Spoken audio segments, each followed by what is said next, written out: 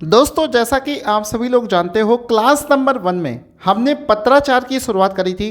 तो ये पत्राचार 24 नंबर का जो आता है, इसमें से हमने एक एक टॉपिक हम कवर करते चलेंगे, सो दैट एक एक टॉपिक को हम अच्छे से समझ सकें।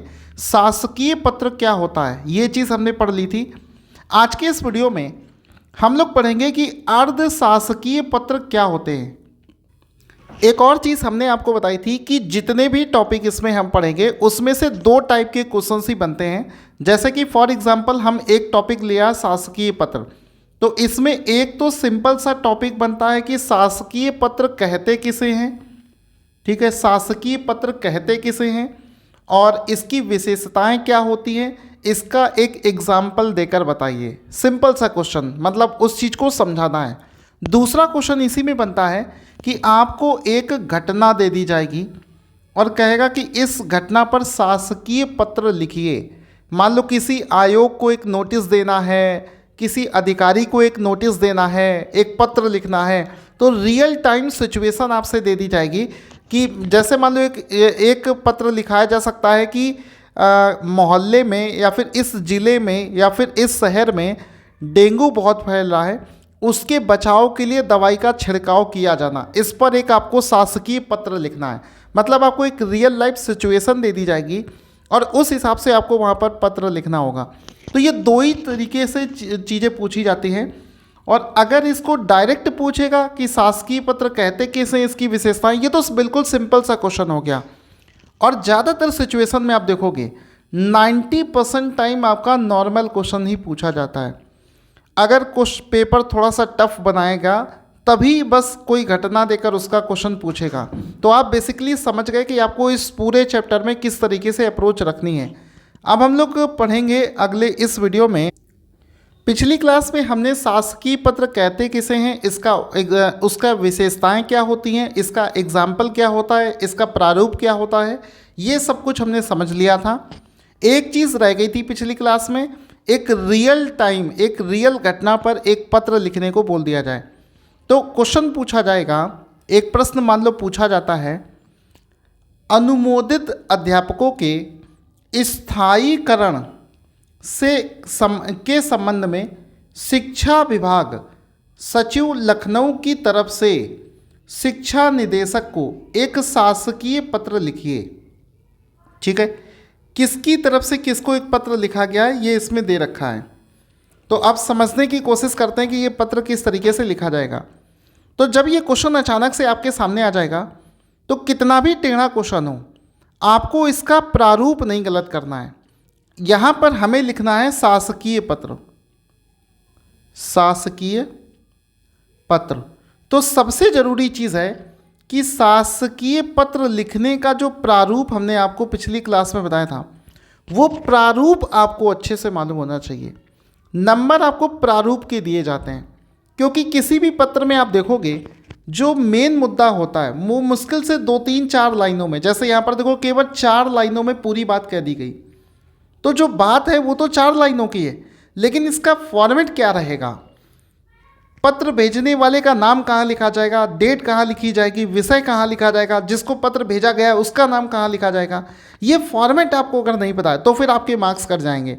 तो मेन चीज़ है कि आपको फॉर्मेट पर ध्यान देना है। बाकी लैंग्वेज तो आप अपनी तरफ से खुद से बना सकते हो, उसके ज़्यादा नंबर नहीं कटेंगे।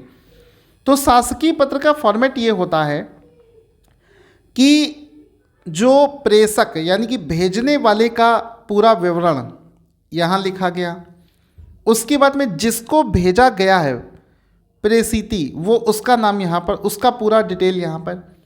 इसके बाद में हम एक डेट लिखेंगे। डेट लिखने के बाद में सब्जेक्ट क्या है, विषय लिखा हमने, फिर महोदय लिखा और फिर अपनी पूरी बात लिखी और लास्ट में भवदीय लिखकर इसको समाप्त कर दिया। ये इसका हो गया फॉर्मेट। अब हम एक एक तरीके से शुरू करते हैं। तो यहाँ पर क्वेश्चन के हिसाब से प्रेषक, प्रेषक का मतलब है जिसकी तरफ से पत्र को भेजा गया, वो यहाँ पर लिखा है कि शिक्षा विभाग के सचिव। तो यहाँ पर लिखे प्रेषक कौन है, भेजने वाला कौन है, सचिव कौन, शिक्षा विभाग के सचिव, उत्तर प्रदेश सरकार लखनऊ। ये तो हो गया भेजने वाला। इसके बाद में जिसको भेजा गया है तो उसको लिखिए सेवा में शिक्षा निदेशक। क्वेश्चन में दे रखा है कि शिक्षा निदेशक को लिखना है पत्र, तो शिक्षा निदेशक उत्तर प्रदेश प्रयागराज। जिसको भेजा गया है उसके बारे में लिख दिया। दिनांक कोई भी दिनांक ले सकते हैं, जैसे कि हमने लिया है 21 दिसंबर 2024 हमने ले लिया। अब इसका विषय क्लियर कीजिए। विषय है अनुमोदित अध्यापकों के स्थायीकरण के संबंध में। जब आप पत्र लेखन की शुरुआत करेंगे तो बहुत सारी ऑफिशियल लैंग्वेज के ऐसे शब्द हैं जो आपको नहीं मालूम होंगे। जैसे कुछ लोग समझ नहीं पा रहे होंगे सर अनुमोदित का मतलब क्या है। तो अभी इस क्लास के बाद में एक आपको पूरी लिस्ट हम प्रोवाइड कर देंगे जिसमें पत्र लेखन में जो भी शब्द इस्तेमाल किए जाते हैं उनका एक्चुअल में मीनिंग क्या होता है, वो चीज़ आप समझ जाओगे। अगर आप इंग्लिश मीडियम के स्टूडेंट हो तो भी आपको वो जब हम लिस्ट पूरी दे देंगे तो समझने में आपको आसानी हो जाएगी। और परेशान मत हो, हिंदी मीडियम वालों को भी ये शब्द नहीं पता होता है। अब हम लोग अपनी बात शुरू करेंगे, तो बात शुरू होने से पहले लिखेंगे महोदय। मुझे आपसे ये लैंग्वेज आपकी थोड़ी सी चेंज भी हो सकती है, उसमें कोई दिक्कत नहीं। मुझे आपसे यह कहने का निर्देश हुआ है कि राज्य लोक सेवा आयोग द्वारा अनुमोदित होने के उपरांत विभिन्न राजकीय महाविद्यालयों में अस्थायी रूप से कार्य करते हुए जिन अध्यापकों को 4 वर्ष से अधिक हो गए हैं उनके परमानेंट यानी कि स्थायीकरण का अविलंब कार्रवाई करें। ठीक है, ये हो गया। इसके बाद में भवदीय लिखकर जो नाम है सचिव का, जो जिनके द्वारा इस पत्र को भेजा जा रहा है उनका नाम, शिक्षा सचिव उनका पद। इस तरीके से हम शासकीय पत्र को लिखकर भेज सकते हैं। तो हमने क्या करा, शासकीय पत्र, ध्यान देना, चीज़ों को समझते हुए चलना। शासकीय पत्र में दोनों चीज़ें पढ़ ली। शासकीय पत्र कहते किसे हैं, उसका विशेषता क्या है, एक एग्जाम्पल देकर समझाइए, प्रारूप क्या है, ये सब कुछ पढ़ लिया। और शासकीय पत्र लिखा कैसे जाता है, कोई एक रियल टाइम सिचुएशन आपको दे दी जाए, दोनों चीज़ें हमने कर ली तो समझो आपका वो टॉपिक फिनिश हो गया। आगे बढ़ते हैं। अब हम लोग एक नए टॉपिक की शुरुआत कर रहे हैं जिसका नाम है अर्धशासकीय पत्र। ठीक है, टॉपिक है अर्धशासकीय पत्र। तो किसी भी चीज़ को सीखने का सबसे क्विकेस्ट, सबसे तेज और सबसे बेहतरीन तरीका क्या है वो मैं आपको बता रहा हूँ। वो सारे टॉपिक्स में ऐसे ही पढ़ना है। हमने चूंकि यहाँ पर एक नए टॉपिक की शुरुआत करी है तो इसका प्रोसेस समझो। देखो, जब आप सब्जेक्टिव की तैयारी करते हो तो वहाँ पर थोड़ी सी चीज़ें ऑब्जेक्टिव से अलग टाइप की होती हैं। यहाँ पर क्या है, किसी भी टॉपिक को समझने का तरीका ये होता है कि सबसे पहले तो ये देखो कि इस टॉपिक में मैं यहाँ पर है अर्ध सरकारी पत्र से रिलेटेड क्या क्या चीज़ें पिछले 5-10 सालों में पूछी जा चुकी हैं। भाई जिस तरीके से चीज़ें पूछी गई हैं तभी तो आप ये जान पाओगे कि हमें इस टॉपिक में पढ़ना क्या है। क्योंकि हो सकता है आप इसकी केवल थ्योरी पढ़ के चले जाओ और एग्ज़ाम में आ जाए इसका क्वेश्चन आ जाए। तो इस टॉपिक से एग्ज़ाम में पूछा क्या क्या गया है, किस तरीके के प्रश्न बने, तो पिछले 10 सालों में जितने भी क्वेश्चंस बने उनको सबसे पहले देखो। तो आपको याद होगा पिछली क्लास में ये वाला पीडीएफ आप देखो, ये पिछली क्लास का पीडीएफ है जिसमें कि हमने पिछले 10 सालों के जितने भी क्वेश्चंस बन सकते हैं, 2021 का, 2017, 16, 10, 14, 13, सारे पेपर्स के जितने भी क्वेश्चंस हैं उनको एक जगह लिखे। इसी वजह से लिखा था कि आप जैसे ही अर्थशास्त्रीय टॉपिक पढ़ें तो इन सारे क्वेश्चंस की लिस्ट में देखो कि अर्थशास्त्रीय पत्र से संबंधित एग्जाम में क्या प्रश्न पूछा जा रहा है, उसी हिसाब से हम आगे बढ़ेंगे। तो मैंने इन सारे क्वेश्चंस को एनालिसिस कर लिया है, आप भी इसको कर लेना। वापस से आ जाते हैं अपने क्वेश्चन पर। तो हमें अपनी एनालिसिस से ये चीज़ पता चली कि वर्ष 2021 आरओ के मेंस के 2021 के पेपर में क्वेश्चन पूछा गया था कि अर्धशासकीय पत्र का मतलब क्या होता है, अर्थ स्पष्ट करिए। इसका लिखित प्रारूप, इसका जो प्रारूप होता है वो क्या होता है, और साथ ही साथ में इसमें एक और चीज़ हम जोड़ देते हैं कि इस पत्र की विशेषताएं क्या होती हैं, विशेषताएं क्या होती हैं। ठीक है, तो ये चीज़ हम लोग पढ़ेंगे। और जब हम ये सारी चीज़ें पढ़ लेंगे उसके बाद में हम एक रियल सिचुएशन पर एक अर्धशासकीय पत्र भी लिखेंगे। तो सबसे पहले समझो अर्धशासकीय पत्र का मतलब क्या होता है। तो एक एक लाइन को समझते चलना क्योंकि आपको लिखना है ये चीज़। अर्धशासकीय पत्र जो है वो किसी कार्यालय के अधिकारी द्वारा किसी अन्य कार्यालय के अधिकारी को व्यक्तिगत रूप से लेकिन सरकारी कार्य हेतु लिखा जाता है। तो यहाँ पर एक एक पॉइंट को समझना कि ये जो पत्र है अर्धशासकीय, ये किसी एक ऑफिस से दूसरे ऑफिस के लिए नहीं लिखा जा रहा। जैसे कि शिक्षा विभाग से स्वास्थ्य विभाग को लिखना, दो विभागों के बीच का जो लेटर का आदान प्रदान होता है वो होता है शासकीय पत्र।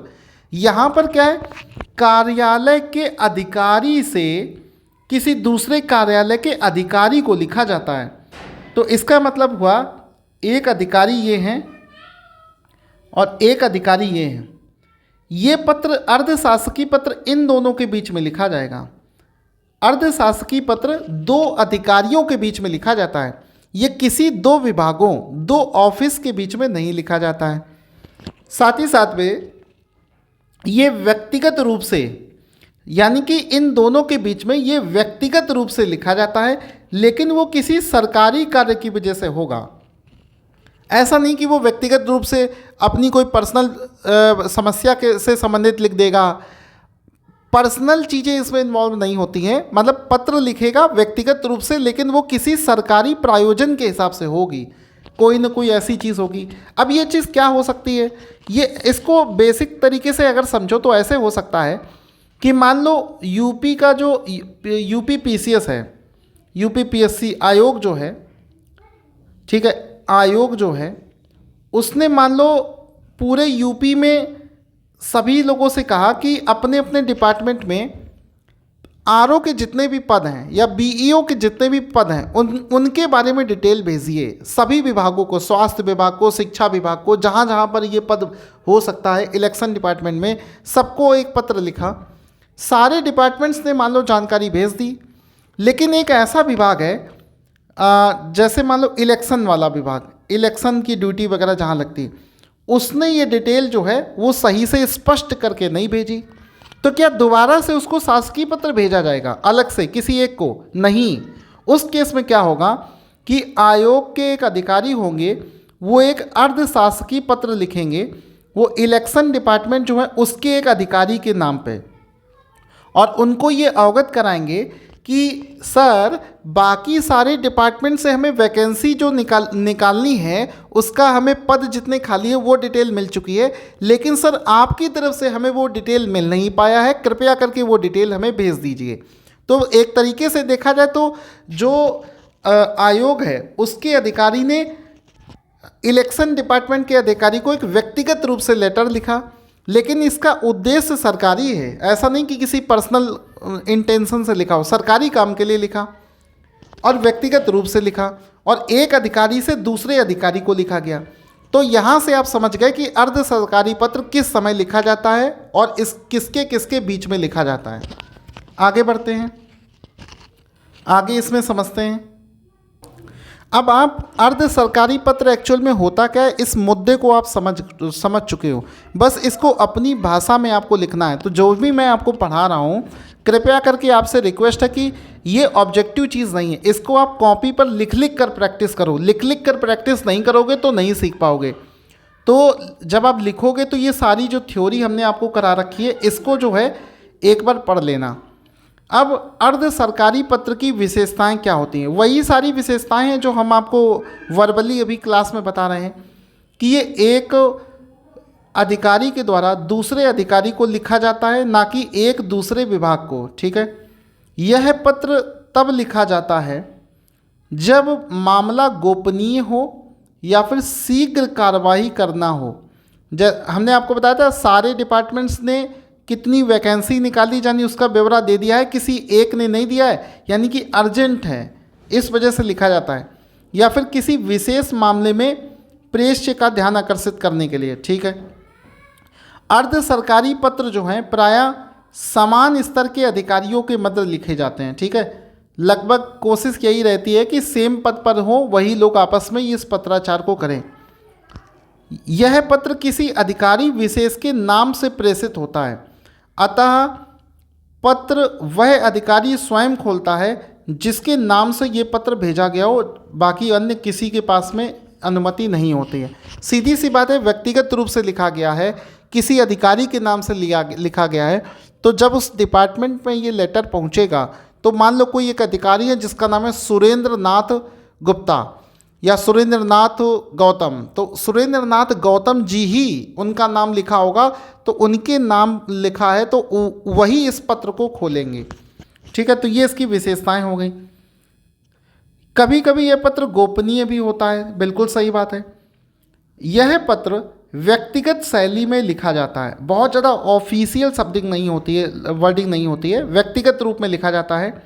अर्थात उत्तम पुरुष और द्वितीय पुरुष में मैं और आप, अन्य पुरुष शैली का प्रयोग नहीं किया जाता है। सीधी सी बात है, दो अधिकारियों के बीच में बात हो रही है तो मैं और आप से ही बात होती है। जैसे आप अपने दोस्तों से बात करते हो या अपने समान स्तर के किसी व्यक्ति से बात करते हो तो कहते हो मैं वहाँ पर रहता हूँ, आप कहाँ पर रहते हैं, उस भाषा का इस्तेमाल इसमें किया जाता है। आमतौर पर इसमें औपचारिकता नहीं बरती जाती है। ये नितांत आत्मीय ढंग से लिखे गए सरकारी पत्र होते हैं। इसमें अभिवादन के लिए प्रिय श्री, प्रिय महोदय जैसे शब्दों का प्रयोग किया जाता है। ये जितनी भी पॉइंट्स मैं आपको बता रहा हूँ इनको लिख लिख के प्रैक्टिस करो, तभी इसका फ़ायदा मिलेगा, अदरवाइज एग्ज़ाम में नहीं कर पाओगे। फिर अर्ध सरकारी पत्र जो हैं ये गैर सरकारी व्यक्तियों को भी लिखे जाते हैं, परंतु उनका विषय सरकारी होना चाहिए। ठीक है, ये यहाँ तक हो गया। अर्ध सरकारी पत्र पर सर्वप्रथम दाईं ओर अर्ध शासकीय पत्र संख्या। अब देखो, किसी भी पत्र की विशेषता लिखने को जब बोले तो उस पत्र का जो प्रारूप होता है, अगर उस पत्र का, जैसे कि अर्ध शासकीय पत्र का प्रारूप ये है, तो इस पूरे प्रारूप को बस स्टेप बाय स्टेप लिखते जाना है, वही इसकी विशेषता हो जाएगी। जैसे कि एक पॉइंट लिख सकते हो कि सर भेजने वाले का नाम जो है प्रेषक, वो बाईं तरफ सबसे ऊपर लिखा जाता है, ये पॉइंट हो गया। अगली विशेषता क्या हो गई कि आधिकारिक संख्या, पत्र संख्या, ये जो है अर्ध शासकीय पत्र संख्या वो दाईं तरफ सबसे ऊपर लिखी जाती है, ये दूसरा पॉइंट हो गया। तीसरा पॉइंट हो गया विभाग का नाम और दिनांक दाईं तरफ लिखी जाती है। फिर जिसको पत्र भेजा गया है उसका प्रिय करके उसका नाम इस तरीके से बाएं साइड में लिखेंगे। तो ये विशेषता क्या है? विशेषता वही विशेषता है, अगर आपको उसका प्रारूप पता है तो आप उसकी पूरी विशेषता लिख सकते हो। ठीक है, तो वही विशेषताएं यहाँ पर पॉइंट बाय पॉइंट यहाँ पर लिखी गई हैं। जैसे कि देखो, अनुभाग का नाम लिखा, इसके उपरांत बाईं ओर प्रेषक अधिकारी का नाम लिखा जाता है। तो ये देखो, प्रेषक अधिकारी का नाम, ये बाईं तरफ प्रेषक अधिकारी का नाम, मतलब जो इसका प्रारूप है बस उसी को थ्योरी के पॉइंट में हम लिख देंगे। ठीक है, इसको लिख लिख के प्रैक्टिस कर लेना। अब हम लोग एक क्वेश्चन कर रहे थे कि अर्धशासकीय पत्र कहते किसे हैं, हमने समझ लिया।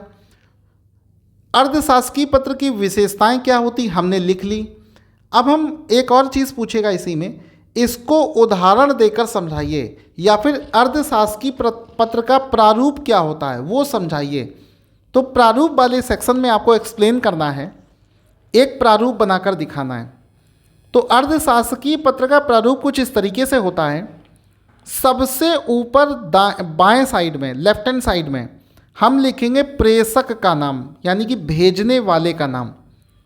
ऊपर पत्र संख्या लिखी जाएगी, अर्ध सरकारी पत्र संख्या नंबर, मान लो 21, 23, ये मान लो पत्र संख्या है, उत्तर प्रदेश सचिवालय लखनऊ, और यहाँ पर दिनांक डाल देंगे।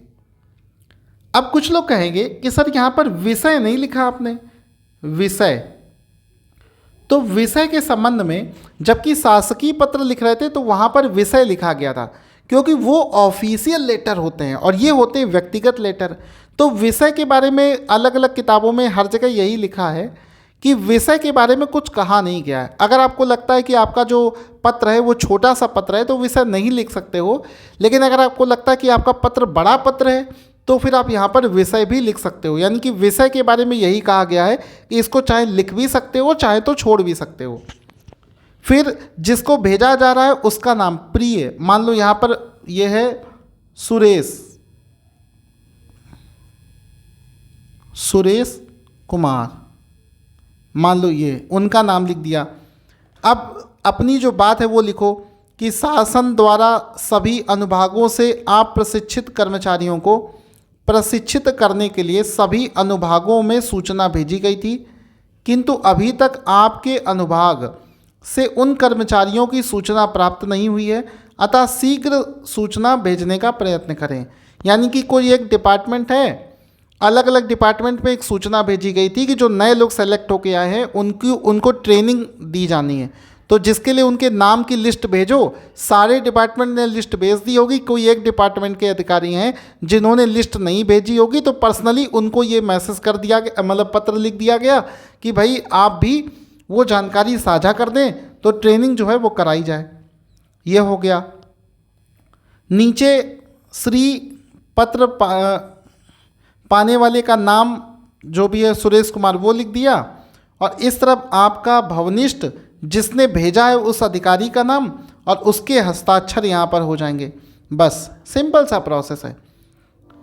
शासकीय पत्र जो क्लास नंबर 1 में पढ़ाया था उसका प्रारूप सामने रखो लिख के रजिस्टर में। अर्धशासकीय पत्र का प्रारूप एक तरफ लिख के रखो। बस प्रारूप अगर मालूम है तो कुछ नहीं गलत होगा, बाकी सब थ्योरी खुद से बना सकते हो, लिख सकते हो। अब अगर हमने जो थ्योरी दी उसको लिखोगे तो थोड़े से अच्छे मार्क्स आपको मिलेंगे। बाकी हमने आपको समझा दिया। विषय को लेकर भ्रम की विषय लिखा जाए या ना लिखा जाए, उसको लिख भी सकते हो, चाहे तो छोड़ भी सकते हो। अब हम लोग पढ़ेंगे, एक क्वेश्चन इसमें पूछा जाता है कि शासकीय पत्र और अर्धशासकीय पत्र, ठीक है, इन दोनों में डिफरेंस क्या होता है और इनकी विशेषताएं बताइए। विशेषता हम पढ़ चुके हैं, बस इन दोनों में डिफरेंस क्या होता है वो हमें समझना है। डिफरेंस के लिए बहुत आसान है, मतलब एक तो तरीका है कि आप थ्योरी पढ़ो, रटने की कोशिश मत किया करो। बहुत सारे लोग आपको रटते हुए दिखेंगे कि ये एक औपचारिक पत्र होता है, ये एक अनौपचारिक पत्र होता है, बॉडी को हिलाते हुए इसको रट रहे हैं। इस तरीके से आपको अप्रोच नहीं रखनी। सिंपल सी चीज़ है, चीज़ों को जितना समझ लोगे ना लंबे समय तक चीज़ें आपको याद रहेंगी। दोनों का प्रारूप सामने रखो और उस प्रारूप में जो जो अंतर है वो लिखते जाओ। तो पहली चीज़ है कि सरकारी पत्र जो है, शासकीय पत्र ये औपचारिक होता है, आपको भी पता है, और ये अर्ध सरकारी ये क्या होता है, व्यक्तिगत पत्र होता है, यानी कि अनौपचारिक होता है। इसमें पत्र संख्या बीच में अंकित होती है। तो पिछली क्लास में आपने देखा होगा जब हम आपको शासकीय पत्र करवा रहे थे तो हमने इसका पत्र भी आपको लिखाया था, इसका प्रारूप बताया था। तो उसमें हमने बताया था कि इसमें जो पत्र संख्या है वो बीच में लिखी जाती है, ऊपर साइड में। ये देखो शासकीय, ये पत्र संख्या और फिर विभाग का नाम, ये शासकीय पत्र में बीच में लिखी होती है, और जो अर्धशासकीय पत्र है उसमें पत्र संख्या वगैरह सब यहाँ पर लिखी हुई है। ठीक है, अंतर आपको वही बता रहे हैं। इसका प्रारूप लिख कर देखो तो समझ में आ जाएगा। जबकि अर्धशासकीय पत्र में दाहिनी ओर अंकित की जाती है। मैं एक बार आपको ये चीज़ समझा दे रहा हूँ, बाकी दोबारा से आप इसको दोनों को लिख कर देखोगे तो आप समझ जाओगे। तो यहाँ पर देखो पत्र संख्या ये लिखी हुई है, तो ये सीधी सी बात है, दोनों में ये डिफरेंस हो गया। इसी तरीके से शासकीय पत्र में प्रेषिति अर्थात पत्र पाने वाले संबंधी का विवरण प्रेषक के नीचे लिख दिया जाता है, यानी कि जिसको पत्र भेजा गया है वो प्रेषक के नीचे लिख दिया जाता है। एक बार इसको दिखा देते हैं क्योंकि आप लोग कंफ्यूज हो जाओगे। इसमें देखो ये शासकीय पत्र जब हम लिख रहे थे तो हमने पत्र संख्या लिखा, उसके बाद में यहाँ पर प्रेषक भेजने वाले का डिटेल और भेजने वाले का डिटेल, ये कौन सा है, शासकीय पत्र। हाँ, और इसमें क्या है इसको देखेंगे। हाँ, प्रेषक के नीचे लिख दिया जाता है, जबकि इस पत्र में आपका के बाद नीचे बाईं ओर विवरण दिया जाता है। तो अर्धशासकीय में क्या होता है कि प्रेषक का नाम कहाँ लिखा जाता है, ये इस जगह, जबकि उसमें ऊपर कहाँ लिखा उसमें यहाँ पर लिखा जा रहा था प्रेषक के नीचे। तो ये दोनों में डिफरेंस हो गया। एक एक डिफरेंस देखते जाओ। इस पत्र में यानी कि शासकीय पत्र में संबोधन के रूप में महोदय का प्रयोग किया जाता है, जबकि अर्धशासकीय पत्र में प्रिय श्री इस नाम से बुलाया जाता है। इस पत्र में स्वनिर्देश के रूप में भवदीय शब्द का प्रयोग किया जाता है। जबकि अर्धशासकीय पत्र में आपका भवनिष्ठ शब्द का प्रयोग किया जाता है। इस पत्र में धन्यवाद, साभार, सादर आदि शब्दों का प्रयोग नहीं किया जाता है क्योंकि ये औपचारिक पत्र होता है। लेकिन इस व्यक्तिगत लेटर में धन्यवाद, साभार, सादर आदि शब्दों का प्रयोग किया जाता है। ज़रूरत होने पर इसमें पन्नों का पृष्ठांकन किया जा सकता है, इसमें पृष्ठांकन नहीं होता है। ठीक है, तो ये बेसिकली दोनों में डिफरेंस हो जाएगा। अब आपने देखो 2 टॉपिक इसमें कंप्लीट कर लिए हैं। आपको बता देता हूँ, छोटे छोटे क्लासेस के माध्यम से हम लोग सीखते चलेंगे तो हम लोगों को डिफ़िकल्ट नहीं होगा। ठीक है, इसमें हम आपको दिखाना चाहते हैं, छोटी छोटी क्लास के माध्यम से हम लोग पढ़ रहे हैं। ये क्लास नंबर 1 थी। तो इसमें अगर आप देखोगे तो हमने आपको शुरुआत में एक चीज़ बताई थी, जो टॉपिक हमें यहाँ पर पढ़ने हैं, ये शासकीय पत्र हो गया, अर्धशासकीय पत्र हो गया। अब ये बची हुई चीज़ों को जल्दी से हम लोग कवर करके फिर अगले टॉपिक की तरफ बढ़ेंगे। तो अगली क्लास में कार्यालय आदेश वगैरह पढ़ेंगे। तो नेक्स्ट क्लास में मिलते हैं। बाकी आपको ये क्लास कैसी लगी मुझे व्हाट्सएप पर लिखकर ज़रूर भेज देना। Thank you so much guys.